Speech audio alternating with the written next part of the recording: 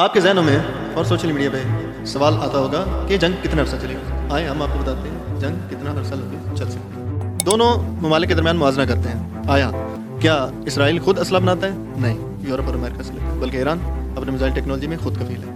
آیا اسرائیل تیل، گیس اور جیٹ آئلز کے لیے خود کفیل ہے یا دنیا میں کہیں سے لیتا ہے؟ جواب دنیا میں کہیں سے لیتا ہے. ایران آئل، ڈیزل اور جتنے بھی یہ ریسورسز ہیں، جیٹ آئل، یہ اس میں خود کفیل ہے.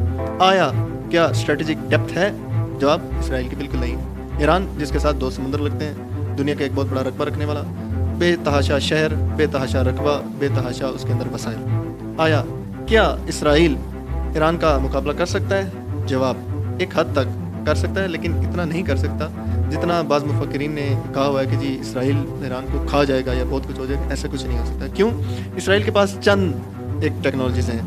ڈیفینس ٹیکنالوجی تو آپ نے دیکھ لی، آئرن ڈوم کے ساتھ کیا ہو رہا ہے. دوسرا، اس کے پاس جدید لڑاکا طیارے ہیں. اب اگر ایران ان کا ایئر ڈیفینس سسٹم اور وہ سسٹم جو ان کی لاجسٹک ہے، جو ان کے جہاز ہیں، ان کو آئل پہنچانے کے لیے، ان کے جہازوں کو لینڈ کرنے کے لیے، ٹیک آف کرنے کے لیے، ٹیک آن کرنے کے لیے جو تمام وسائل ہیں، اگر ایران ان تمام کو اپنی میزائل ٹیکنالوجی کے ساتھ تباہ کر دے یا ایک حد تک نکارہ بنا دے، تو اسرائیل کتنے عرصے تک اپنے جہاز چلا سکتا ہے. اور ایران جو کہ خود میزائل ٹیکنالوجی میں خود کفیل ہے اور خود بنا بھی رہا ہے، اس کے لیے اتنا بڑا رقبہ ہے، تو جہاں سے چاہے، جہاں مرضی چاہے، وہاں سے فائر کر سکتا ہے.